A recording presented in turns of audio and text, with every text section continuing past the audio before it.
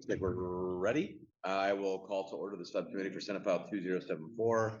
This is a piece of legislation that would update Iowa code to give an affirmative defense for folks who are using legally prescribed cannabidiols while driving. There's a few more details to the bill, but that's sort of the general thrust. Any opening comments, Senator Bennett? No. Senator Cournoyer? No.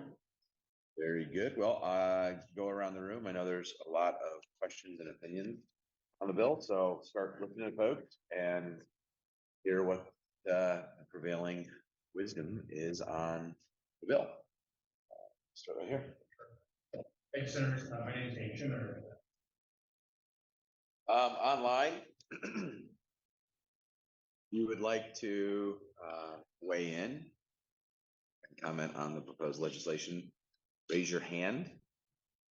Give you a second to find the raise your hand button. I think it's in the lower left, maybe lower right. I don't know. Do that, and then we'll ask you to unmute yourself. Are there any takers? I don't see any. There we go, Flora. Flora, we're going to ask you to unmute. Please identify yourself, position on the bill, any comments you might have. Great. Good afternoon, Senators. Flora Schmidt with the Iowa Behavioral Health Association. It's not enabled to start my video, so we'll just go from there. Unfortunately, the microphone in the room, we could not hear any of the comments other than hearing you as senators speaking. So I'll be very brief in what I'm going to say in order to hopefully not be too duplicative. We're registered undecided. We do have concerns about the bill regarding the fact that it mentions just showing your medical cannabidiol card in order to show that you legally have been able to obtain the product. But that has nothing to do with consumption, nor will it indicate those that have the THC waiver that allows them to have a higher dose of THC. We know it's a tricky topic, but to have individuals out that are potentially impaired and impaired at higher levels on the roadways creates a lot of concern for our industry as well as our providers who are mental health as well as substance use disorder providers across the state. So we just ask you to give it a little more consideration about the fact of allowing those exceptions for usage when we cannot prove what their usage actually has been. So thank you. Thank you. And sorry, I will take responsibility. I should have passed around the microphone box while we heard. Technology is what it is. Thank you. Is there anybody else? Doesn't look like it. Any closing comments, Senator Bennett?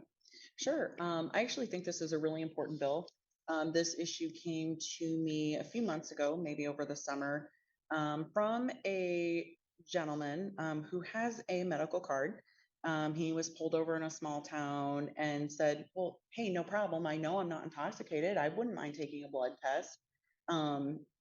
Thinking that because he had a medical card, he wouldn't have an issue. And he thought, well, I'll just offer, and they'll see that I'm cooperating and we'll be all good. Unfortunately, that is not the case.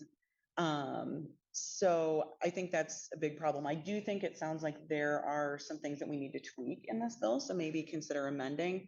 But the way it stands right now, a lot of the folks with the medical cards, and I remember a lot of the folks who lobbied for, us to have a medical marijuana bill are military veterans, dealing with wounds that are not healing, amputations, mental health, et cetera. And what this would basically say, the way it is right now, in the law is that, hey, basically, don't try to have a job because even if you haven't used your medical cannabis for a week, you just can't drive anywhere or you're at risk of, committing a crime. So I do think this is a really important issue, and I would hope that we can have some further conversations on it.